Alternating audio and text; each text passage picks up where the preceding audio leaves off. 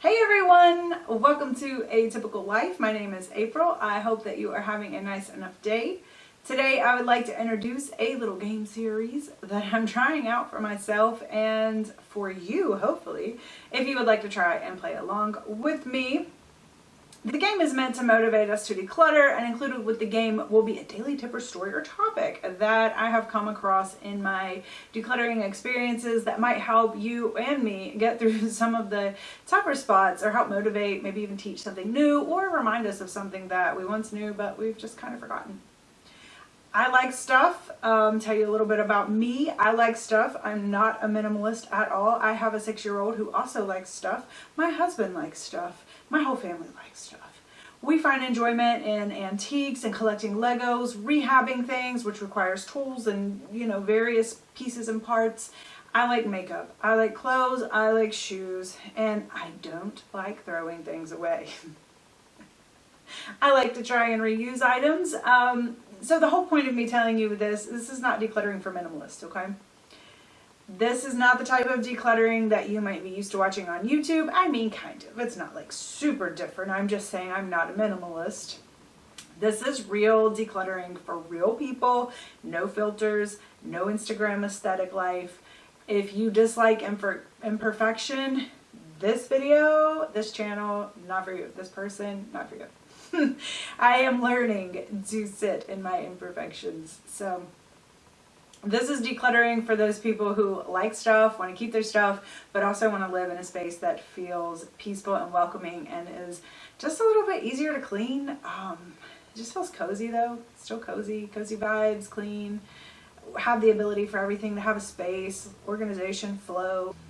And your mind, this is about decluttering, and having a nice space isn't about aesthetics. It is, but a lot of that at the end of the day is about your mind and what helps that run more smoothly. To me, this is about curating your life, and that word might feel a bit stuffy or antiquated or even aesthetic. Look, I told you I like antiques, I like art, but it means to select, organize, and present. Select, organize, and present, and isn't that what decluttering is about? Isn't that what we want in our spaces? We want to select the best things that should be in the space and are the most useful. We want to organize them so that they have a home and you can use them and clean them up efficiently and quickly, and they're right there. And in my kitchen, I always say one hand. If I can't get it with one hand, it's too much because I'm busy. I'm in the kitchen. I got all my hands going everywhere. I've got to be able to get it with one hand.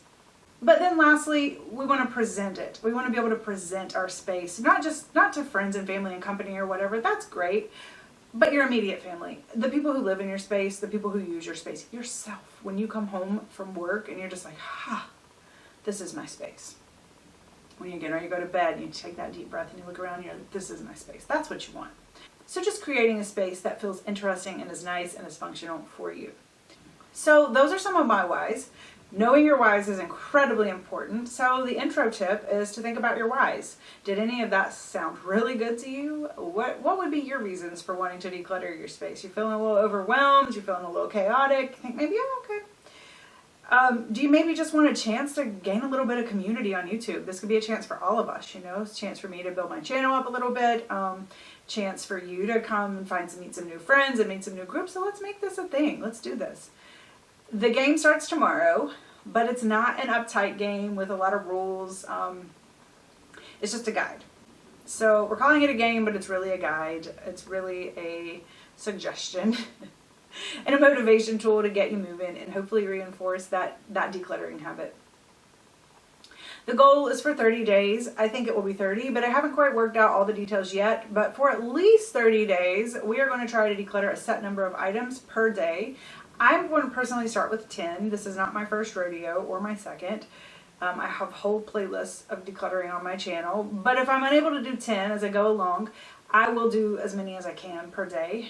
If you've never done decluttering before, or if you've only done it once or twice, or never played a game like this, I would recommend you start with 5, because it will get more and more challenging as the days goes. Or if you start with 10 and you decide, ooh, this is way too many. As time goes on, move it down. Do 5, do 4, do whatever you can. If you can only do 1 on a day, pat yourself on the back, because it is probably more than you would have done otherwise if you weren't, working a daily declutter habit. If you do 5 per day, it's 150 items over the course of 30 days. 10 will be 300. Yeah. One of the tips I like to do, so it just so happens that it's like right at the beginning of September. I think of this video, I don't know if I'll be starting exactly on the 1st, but it'll be really close. Don't pressure yourself to start on the 1st of a month. I like to print out one of these blank calendars and mark on it the starting day. So every day that I complete, I'll mark day 1, and then every day that I complete, I'll either write the number of the day, or even if I skip a day, it's fine. Every day that I complete though, I'll mark it off, write it in there, which day it was, and then I also like to take a photo of the group of items. I am going to try to post all my photos on Instagram. This is something I've done before. It's fun.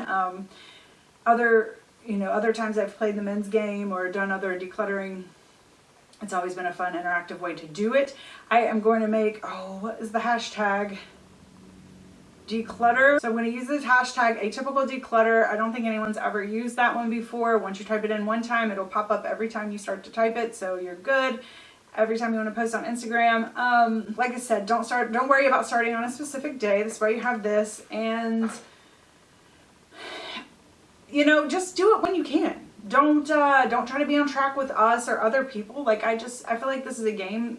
I feel like I want to build a community, not so much a specific 1, 2, 3, 4, 5, 6, 7, 8 game. Just a place where we can all check in with each other while we're decluttering and set our own game. We're not trying to set any unrealistic goals, just trying to help us figure out what's realistic for us and give each other a little push. Use the hashtag Atypical Declutter and make comments down below. You might get some likes and you get some more community motivation. We can talk more about this as we go along, and if you have questions, let me know in the comments and I will address them. But I'm starting tomorrow with 10 items, a little daily motivation, and then my items that I decluttered. I hope to see you there or in a couple of days whenever you are ready to join in, and I will see you soon. This is all for now. Bye. Hey everybody, welcome to day 1 of the Declutter game. Day 1, perfection is not your friend. Did you guys know that perfectionism is actually considered a trauma response? All right. If you start looking into the guidelines of CPTSD, you will find perfectionism. And I'm not telling you this to make you feel like something is wrong with you, because it's absolutely not. But I want to put another hole in that armor of perfectionist thinking that we fall into and that we're encouraged to fall into, okay? I feel like this idea of perfectionism is so encouraged in our society, and it's such trash. It's such trash. There's no such thing as perfection. Perfection is the enemy of progress. What is perfect to you is wrong to me. We could go on for a while with the proverbs about the dangers of perfectionism. But the goal here is to let you know right off the bat that there's so many ways to declutter. And honestly, after trying a whole bunch of them, none of them were that much better than the other. The factors that seemed to have the most impact were my willingness to start and how long I was able to stick with it. The longer I could stick with it and the more committed I could be to the ultimate goals was the deciding factor every time. It just didn't matter about the process. Just didn't matter. It just didn't matter about the process. But even those times when maybe I wasn't as successful as I wanted to, I realized that upon coming back to it, that every time I got started and got a little bit done, and then, lost interest, got busy, couldn't finish, when I did come back to it, I could usually still see little bits of progress. And I could build on that progress, and that the situation was not nearly as bad as when I first started. And it's not nearly as bad as I was making it out to be. And then I'd also built just a little bit more of a decluttering habit and strengthened that muscle that I could keep building on that as well. I've been doing this for a long time. I've done KonMari, I've read books from other experts, I've followed some amazing YouTubers, still follow some amazing YouTubers. I first learned about decluttering in 2012 and I've been a fan ever since. Obviously, we all declutter on occasion. If we didn't, we wouldn't be able to leave our houses. But I started incorporating it into my regular habits around the 2012 time by experimenting with all kinds of different methods. Learning about decluttering doesn't help anything until you start putting it into practice and doing the work. And even then, with everyone's experience combined, there's still no hassle-free, super califragilistic way to get your house in order other than you taking charge, rolling up your sleeves, and just getting started. You can make notes along the way about what seems to work better for you or what hangs you up, and then seek out answers for those specific problems. Type it in YouTube. Help with such and such problem. But today's the day. Today's the day to get started. Just try it. It's day one. Just give it a try. Pick out 5 to 10 items that you think you can let go of. Go to that junk drawer in the kitchen. Just try it. Go to some random place in the house. Try to find some trash. That's an easy one. I think picking up trash, because sometimes like I'll even have trash I'm kind of holding on to.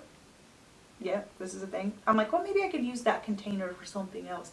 Go to the trash that you've been holding on to for a minute and put it in the trash can. And count that as you getting started. It's you getting that muscle warmed up.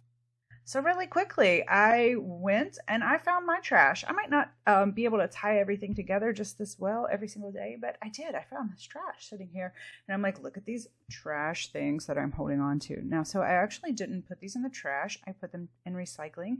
And then I had this other thing on the side here that I actually needed to return to the store. So I did that. Also, on the theme of perfection, I ran out of time. I had to run an errand. Had to be somewhere. So I actually only got to 1, 2, 3, 4, 5, 6, 7, 8 items for this particular day. So see guys, I told you so. We're not looking for perfection. We're looking for progress. Go grab some things, trash, recycling, something easy for you to do, and just do it. Just do it. I'm here with you. Just do it. So I was holding on to these boxes because I was delaying making a decision here. Sometimes I put my shoes really, back in the box to store them like over the winter or something. But I've realized that I don't do that with my son's shoes. So holding on to his boxes is really creating a lot of clutter for me. If you want to keep going, go ahead to day 2. Make this process yours. Play this game how you want. But just don't forget to post your thoughts in the comments. Add any thoughts you have on perfectionism.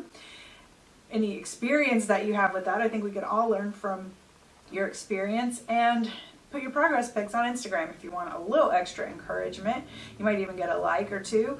Hashtag atypical declutter, all one word. And share it with your IRL friends if you think they might want to join in. Thanks everyone. That's all for today, and I will see you tomorrow. Bye. Hey everyone, welcome to day 2 of the Atypical Declutter game. My name is April and this is Atypical Life. So day 2, what are we going to do today?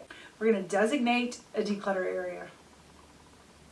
Decluttering can be really messy, and trying to ignore that fact, pretend it doesn't exist, is going to set you up for failure.